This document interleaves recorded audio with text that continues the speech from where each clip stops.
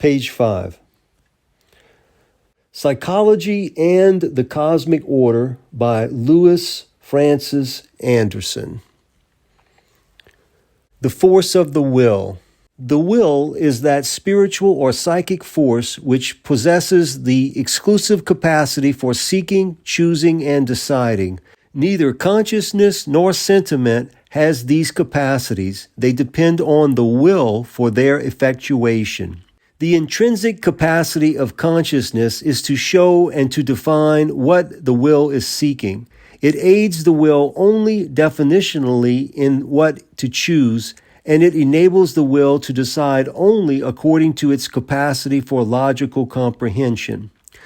The intrinsic capacity of feeling has the same subordinated function. Instead, however, of defining the object sought by the will, it conveys the fruition of the object which the will, according to its capacity and choice of personal desires, more or less resolutely accepts or rejects. Examples in confirmation of the supreme power of the will in the soul have been given by all voyeuristic psychologists.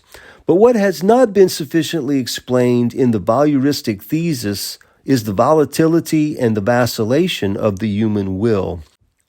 Because of this volatility and vacillation, the reason for which must be sought in the instability of its complex of concepts and sentiments, the human will appears to be so mysterious, so little apprehensible and comprehensible, that even noted psychologists have been unable to disentangle the ever-prevailing idealistic and sensualistic perplexity. By reason of this fact, in obvious contradiction to all psychological experience, there has arisen a theory of the unconscious mind. Such an interpretation of the soul reveals either a wish for personal irresponsibility or total lack of discrimination as to the soul's fundamental forces. In every one of its acts, the will is invariably self-conscious, that is, conscious of its volitional force, and applies this force to any and every object in which its interest lies. Otherwise, there would be an unbridgeable gap between will and consciousness, which obviously does not exist.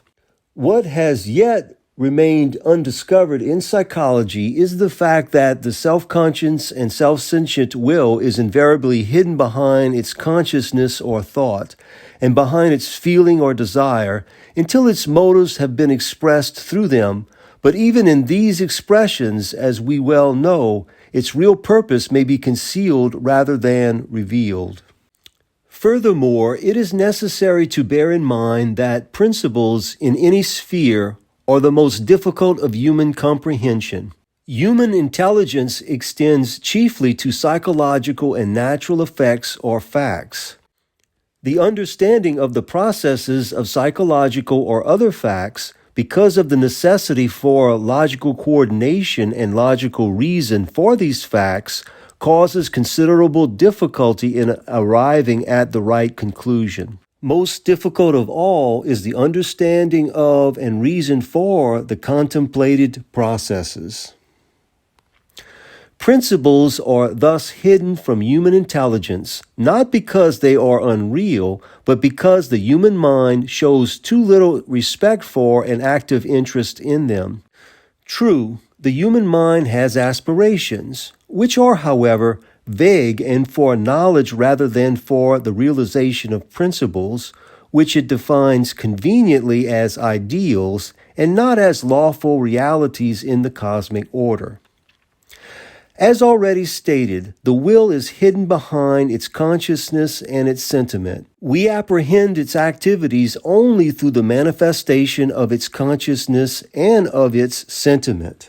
From the depths of its essential ego, the seemingly concealed force of the will appears in all deeds, thoughts, and sentiments as the master of all personal decisions whenever vital conditions of its life are affected. And this ego is the self-conscious and self-sentient will. According to logical analysis, the will manifests itself through three forms of activity. First, as the mover. Second, as the movement. and third as the motive of action. Logically, the mover is the psychological principle, the movement is the psychological process, and the motive is the psychological effect of the will in itself. We arrive at the certainty of these psychological forms of activity not by a more or less exact observation of externally visible deeds, but by introspective scrutiny of the original factor of the deed and of the psychological way through which the deed is performed. To illustrate, the task in judicial procedure consists in ascertaining first the principal factor of the deed, mover, second, the process or manner employed for the effectuation of the deed, movement, and third, the actual motive of the deed, effect, in order to be able to render judgment. This practical illustration clearly shows the logical order of the psychological formality of the force of the will, without the concept of which neither responsibility for nor estimation of deeds can be logically and rationally ascertained. Before entering into further disquisitions concerning the soul, the author wishes to call the attention of the reader to the fact that the terms mental, spiritual, and psychic interchangeably used in this work have essentially the same significance. Psychologically, the terms spirit and mind may emphasize the force of the will and, to some extent, its intellectual force, while the term psychic usually emphasizes rather its sentimental force, thus distinguishing only the psychological tendency or characteristic of the soul, but not its essence, the self-conscious and self-sentient will. Page 7, Psychology and the Cosmic Order. The mover of the will. The mover of the will constitutes the central energy of volition. It reveals itself specifically through its searching for ways in which to express its mental life and the interests of its life. The inherent intendedness and eagerness in one direction or another, so noticeable in the beginning of every act, gives us sufficient insight into the psychic fact. It expresses the will's innate spontaneity. The psychological cause for the existence of the volitional energy is action, the very life of the will's freedom and achievement, without which the reason for its existence would be unreal and its purpose futile. Actual life proves the reality of willpower and the effectiveness of its purpose. Freedom, therefore, is the intrinsic manifestation of the mover of the will and the proof of its psychic autonomy. Were it not for this manifest fact, the autonomous will would be no will, but a mere automatic energy without any perceivable trace of self-consciousness or self-sentiency, and consequently indistinguishable from mechanical forces and phenomenon. Freedom in the psychological sense, however, must be strictly distinguished from freedom in the ontological sense. The commingling of these two cosmic factors results in the one-sided view of cosmopsychological determinism, based on the erroneous opinion that causes and motives are identical. It is true that, psychologically, the mover of the will is the relatively absolute agent of the soul. It can search, choose, and decide or determine what and how it wills. It is the principal and most important force form of the soul's spiritual essence, which enables it to realize its freedom in any direction that it chooses. Ontologically, however, the will stands in absolute relation to superspiritual, spiritual, and natural laws on which the whole worthiness, safety, and very purpose of existence depend. As a relative being, the soul unquestionably needs the dominion of absolute determinations, that is, laws for the fulfillment of its existential mission, consisting in relative cooperation with the absolute. Because attainment of worthiness, clear reason, and profound feeling are psychologically the most important tasks of the soul, Its energy cannot be other than restless in the search for worthier and greater fields of activity, broader horizons of visions, and the enjoyment of profounder and subtler sentiments. In many psychological researches, the soul is considered a mere psychic phenomenon. No attention is paid to the lawful structure of its forces and the real reason for these forces. Many psychic details are analyzed, but with little or no effort to fathom their logical synthesis and real unity, centering in the self-conscious and self-sentient will. Furthermore, too little attention is paid to the logical position of the soul as the outstanding factor in creation and to the soul's lawful correlation with superspiritual laws, without which the solution of the fundamental psychological problem is impossible. Chiefly occupied with the modes of the soul's conceptuality, emotion, experience, and moral conduct, the science of psychology is still bound to the narrow subjectivistic standpoint, which is far removed from the profounder understanding of the real cosmic value of the soul's life. The undeniable criterion of man's mentality and the value of character is his action, and it is the principle of action, the self-conscious and self-sentient will, which demands a thorough scientific scrutiny. Causes exert no compulsion on the will. They are mere ideational inducements to decisions. They have not a determining but only a logical sense and value. The will is capable of according to or opposing all causes that may bear upon it. Moreover, the will is neither unconscious nor unsentient, both consciousness and sentiency being distinctive characteristics of its force of action. Through them, the will reveals its life. Page 9. The movement of the will. Nothing can reveal itself that does not contain the force of revelation. The mover of the will inherently contains this force and clearly manifests it in its self-consciousness. Self-consciousness is the principal movement of the will in itself. In this movement, the will recognizes its own spiritual essence of volitional, cognitive, and sentimental forces, this being self-cognition of its spiritual ego. The question regarding the reality of the spiritual ego is answered through the realization of this inward psychic process.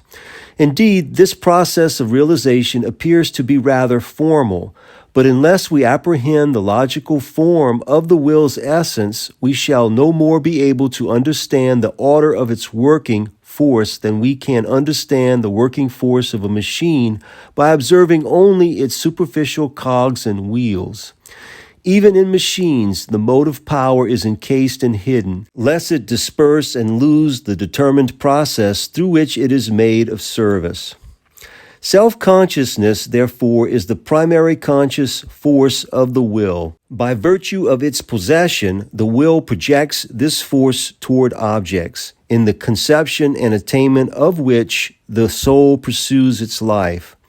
Self-consciousness invariably precedes consciousness in every instance of the will's activity.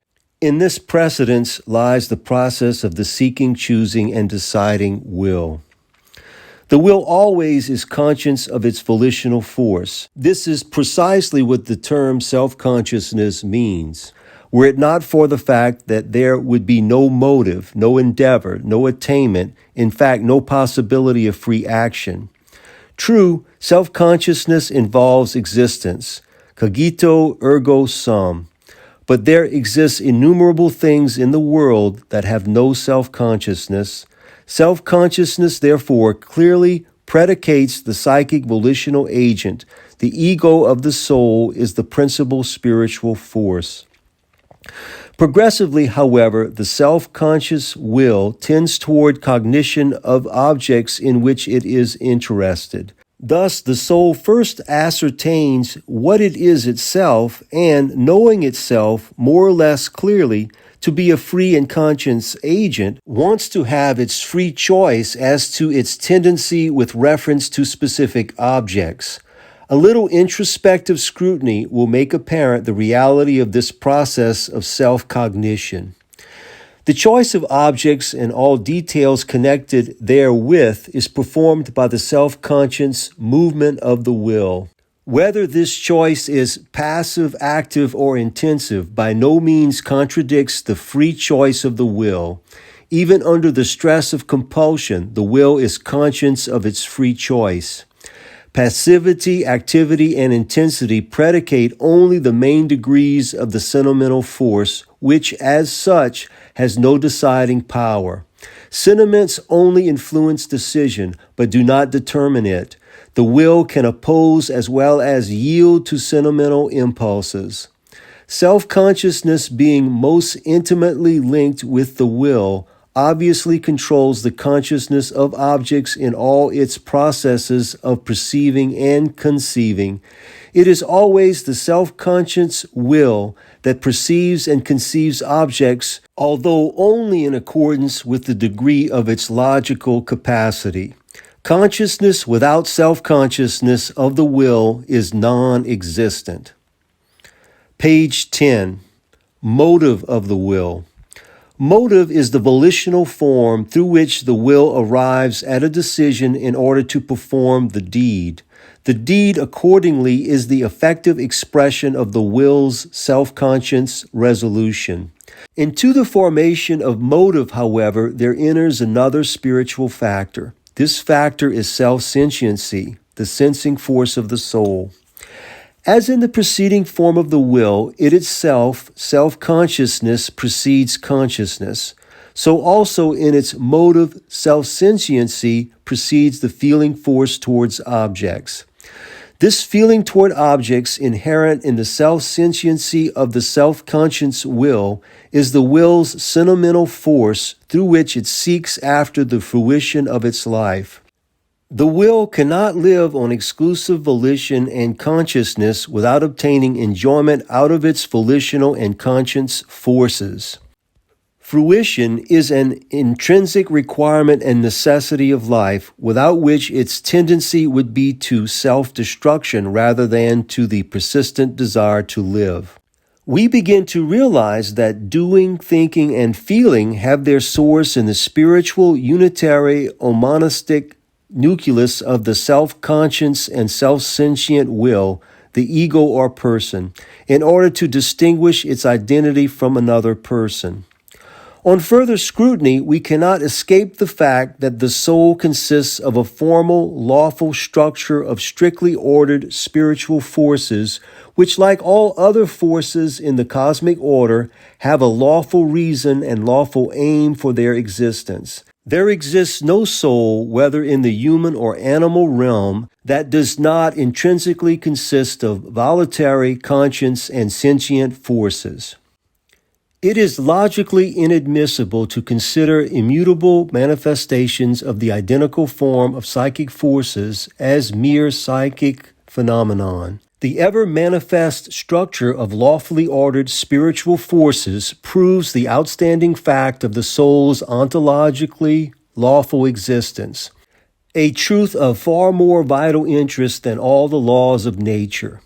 We may call this fundamental elucidation of the lawful forces of the soul the ontological or cosmic proof of its immortality.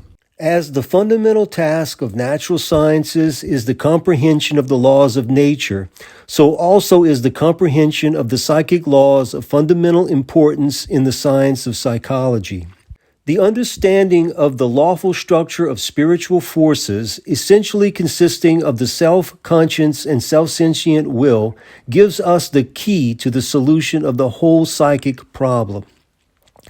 It must, however, be clearly understood that the self-conscious and self-sentient will constitutes the fundamental essence, the immutable, that is, immortal form of the soul as such, and that all the innumerable deeds, thoughts, and sentiments relative to the sought, chosen, and decided objects are nothing but temporary results or acquisitions of this volitional, conscious, and sentimental forces, and the clear illustration of its temporary state of life. As a consequence of this irrefutable psychological fact, it lies in the power of the will to rise to the highest station of existence or to sink into the abyss of animals, sufficient evidence of which fact can be found even in our limited life on this earth. The self-conscious and self-sentient will is an everlasting substance which outlasts all stages and expressions of life. How the will uses its consciousness and feeling for its personal objectives will be discussed in the following chapters. And why the will chooses and decides on these objectives is explained in the chapters on the complex of sentiments. Moreover, it must be borne in mind that motives are discernible according to the degree of their volitional force. Thus, passive forces are tolerant or indifferent to given objectives. On the other hand, active motives are those which are strong enough to actuate a part of the conscious and sentimental forces for a partial realization of their aim. But the intensive motives stir all faculties of the soul to decisive action in order fully to achieve their purpose. These degrees of the will's motives play a very important role in the evaluation of the soul's determinations. End of section.